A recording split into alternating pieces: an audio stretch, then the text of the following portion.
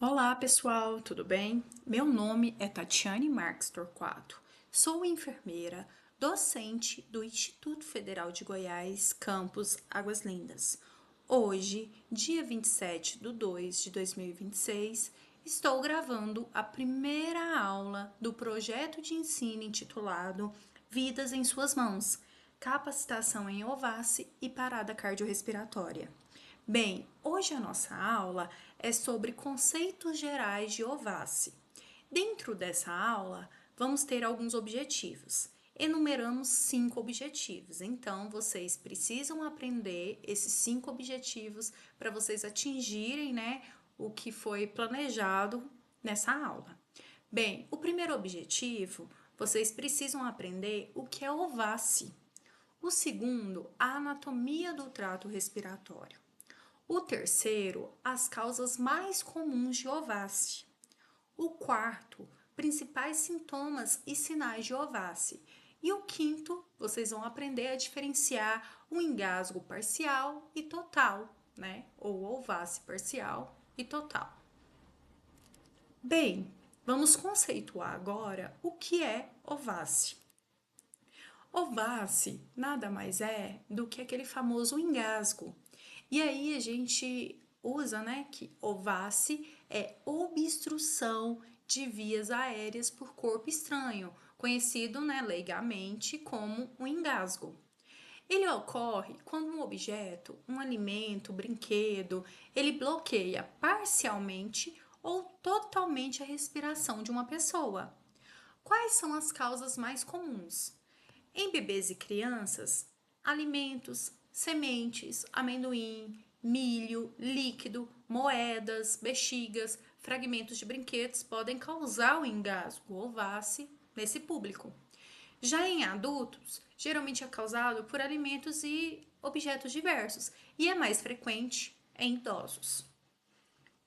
Bem, aqui vamos demonstrar um pouquinho sobre a anatomia. A anatomia do que? Do nosso trato digestivo, né? Então, mostrando como que acontece ali o engasgo, porque a gente tem que mostrar as vias aéreas, o trato respiratório e o trato digestivo, né? Então, quando uma pessoa ela vai se alimentar, a comida entra, pelos lábios, é mastigada, então é transformada em um bolo alimentar, Então aqui na boca ela vai acontecer a mastigação e aí a língua vai jogar esse bolo alimentar lá para trás, aonde ele vai ser engolido. Para ele ser engolido, a gente vai precisar o quê? Fechar a epiglote. Por quê? Porque que a gente tem o trato quê? Respiratório. E aqui nós temos o trato digestivo. Então, quando o alimento é jogado, pela língua aqui atrás, a epiglote fecha e aí o alimento ele desce para o esôfago, fazendo com que não ocorra a passagem de alimento aonde para o trato respiratório, certo? Então a gente precisa destacar o papel da epiglote, porque ela é a principal, principal órgão ali responsável por fazer o quê? Por dificultar, na verdade, por impedir, não dificultar, mas impedir com que a pessoa engasgue quando ela estiver o quê? Se alimentando. Bem, continuando, a gente tem a faringe e a laringe. Então, a faringe, ela conecta o quê? A cavidade nasal, né? Então, ela vai conectar aqui a cavidade nasal até o trato digestivo ou trato respiratório, tá? Então, por exemplo, o ar que entra pelo nariz, ele passa pela cavidade nasal, aí ele vem pela faringe e desce lá na laringe que vai chegar lá nos pulmões, né? E o alimento que passa aqui pela boca, ele vai passar por aqui, lá na faringe e vai descer até o esôfago, ok? Bem, e aí a gente também tem a laringe, né? A laringe, ela tá aqui, ó, no trato que respiratório. E nela a gente tem a presença das cordas vocais, que é um órgão importante, para emissão de som, para a gente poder falar, para emissão de fonemas. Bem, e aí a gente também tem outro órgão importante, que é a úvula. A úvula, ela também auxilia na deglutição, né? A úvula, ela tá bem aqui. Então, ela fecha a cavidade nasal para que o alimento não volte aonde? Para o nariz. E ela é muito utilizada quando a pessoa tem refluxo, né? Ou ela vai vomitar. Então, quando a pessoa vai vomitar, a epiglote, ela fecha aqui, a úvula fecha lá para fazer com que o vômito saia pela boca, né? Mas de vez em quando a úvula não consegue fechar tudo e sai vômito também pelo nariz, né? Acontece isso também. Então, esses três órgãos aqui são muito importantes, né? Para a gente estudar ali como que acontece a deglutição e como impede o engasgo. Quando uma dessas estruturas aqui não funciona corretamente, acontece a ovácea, por exemplo. Quando a pessoa está comendo e conversando ao mesmo tempo, ela tá emitindo som, não tá? Então ela tá conversando, então aqui tá abrindo porque ela tá conversando. Mas ela também tá mastigando. E aí a epiglote vai ficar confusa, não vai saber se ela tá comendo ou se ela tá conversando. Então ela vai ficar aberta, e aí qual é o risco da alimentação, né? Sair daqui e entrar onde? Lá na laringe e acontecer o quê? Um engasgo. Bem, quais são os principais sinais e sintomas de uma ovácea? O paciente, quando ele está engasgado, às vezes ele não vai conseguir falar nada e nem emitir nenhum tipo de som, nenhuma tosse.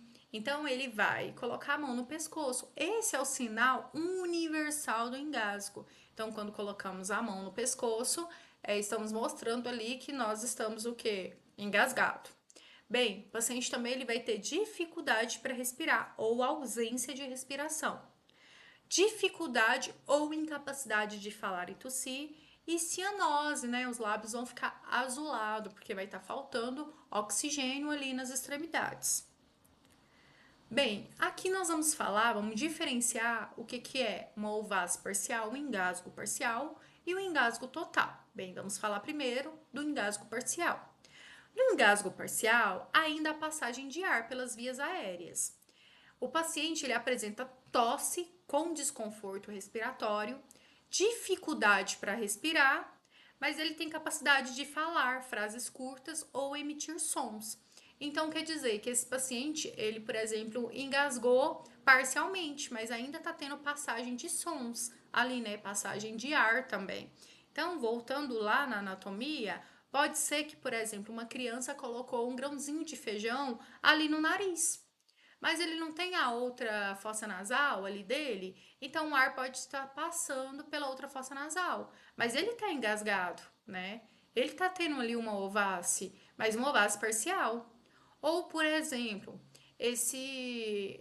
o paciente ele introduziu um milho, né? Sei lá, um milho ou um feijão, e ele veio aqui para essa região aqui de trás. Então ficou obstruído todas as duas vias aéreas dele ali, né? A parte nasal. Ou ele pode ter colocado um em cada buraquinho do nariz, né? E aí, mas ele ainda consegue respirar pela boca. Então consegue entrar ar pela boca e sair ar pela boca. Então ele tá o quê? Obstruído parcialmente. Então, ele tá com engasgo parcial. Ele vai conseguir tossir? Sim.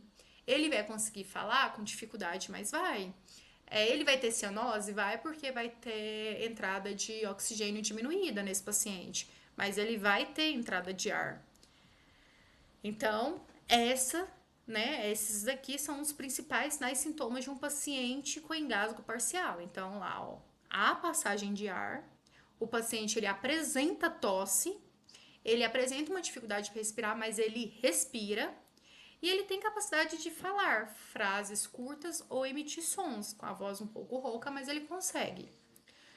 Já no engasgo total, não há passagem de ar pelas vias aéreas. Então, essa obstrução ela aconteceu mais aqui embaixo. Então, o ar não consegue entrar nem pelo nariz e nem pela boca. E aí, o paciente não consegue tossir e nem falar. Ele tem incapacidade de respirar. E se a pessoa demorar a expelir, né, o corpo estranho, há risco de desmaio devido à falta de oxigênio. E aí esse paciente pode evoluir para uma parada respiratória e posteriormente para uma parada cardiorrespiratória, que nós vamos abordar nas aulas mais em frente, né? Nas aulas mais na frente. Bem, então, para a gente fazer uma recapitulação aqui, da diferença do engasgo parcial para o total. No engasgo parcial, o paciente consegue falar, tossir e ele ainda respira. Já no engasgo total, ou no OVASI total, o paciente ele não fala, ele não tosse, ele não respira, ok? Bem, essas foram algumas referências utilizadas para o desenvolvimento dessa aula. Obrigada por participar, do projeto de ensino. Esse material foi produzido pelo aluno do curso técnico de vigilância em saúde, Rafael Fernandes Alves, e revisado por mim. Agora vocês vão assistir os outros vídeos relativos a essa aula e responder a atividade relativa também à aula 1. Até mais!